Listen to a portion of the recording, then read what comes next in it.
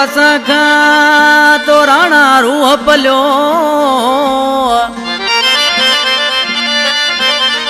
ओ अले जो असां खां तो राणा रूह पलियो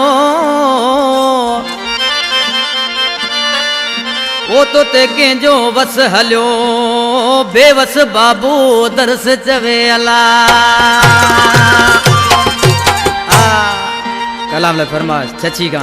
हफीज दर्स शोबान दर्स शकील दर्स असलम दर्स होथी दर्स डाई का फरमाश जाहिद दर्स। प्यारा दोस्तों ये audio video recording Ali Akbar तव्हांजे साम्हूं जंहिंजी सिलेक्शन कई आहे मुंहिंजो भाइरनि जहिड़ो मुंहिंजो जानी भाउ मौला बग सुमरो गफ़ार दर्स मुंहिंजो जानी ॿई कंपनी में साम्हूं वेठा आहिनि। आज टमासी उसा इनायत कुआड़ा पका से छा पहुचे पंहिंजे महबूब जे नाले। हाय मुंहिंजा जानी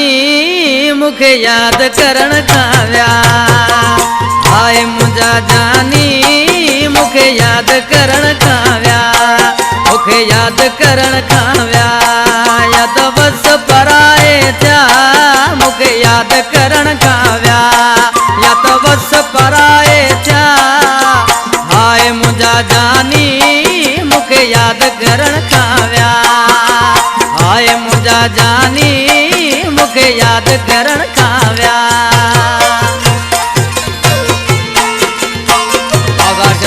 जानी वाह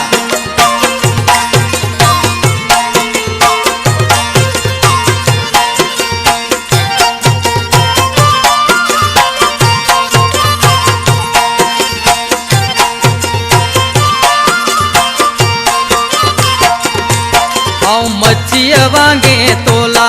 पियो तड़पा रोज लुछां मच्छीअ वांगे तोला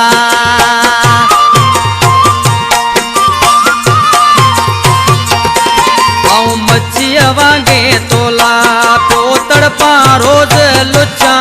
हर ईंदल वेंदल माण्हू खां बार बार तूं जो पुछां हाय मुंहिंजा जानी मूंखे यादि करण खां विया हाय मुंहिंजा जानी मूंखे यादि करण खां विया।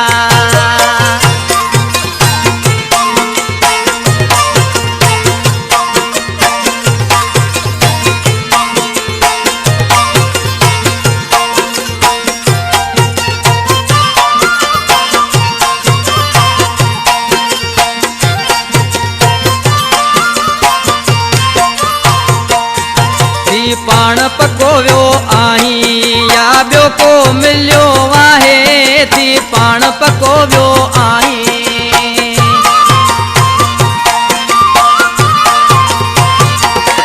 थी पाण पको वियो आहीं या ॿियो को मिलियो आहे सची ॻाल्हि कर तूं सोणा या दिलि खे पलियो आहे हाय मुंहिंजा जानी मूंखे यादि करण खां विया हाय मुंहिंजा जानी मूंखे यादि करण खां विया।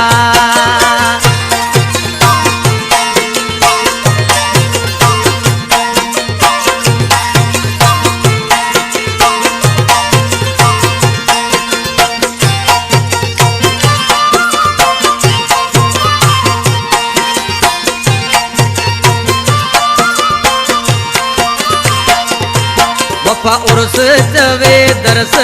थियो एडन बेतरस वफ़ा उर्स चवे दरस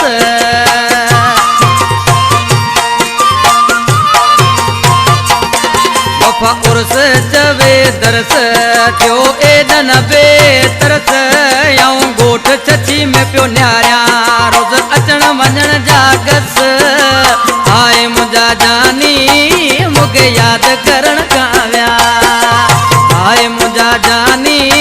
मूंखे यादि करण खां विया मूंखे यादि करण खां विया या त वस पराए थिया मूंखे यादि करण खां विया या त वस पराए थिया हाय मुंहिंजा जानी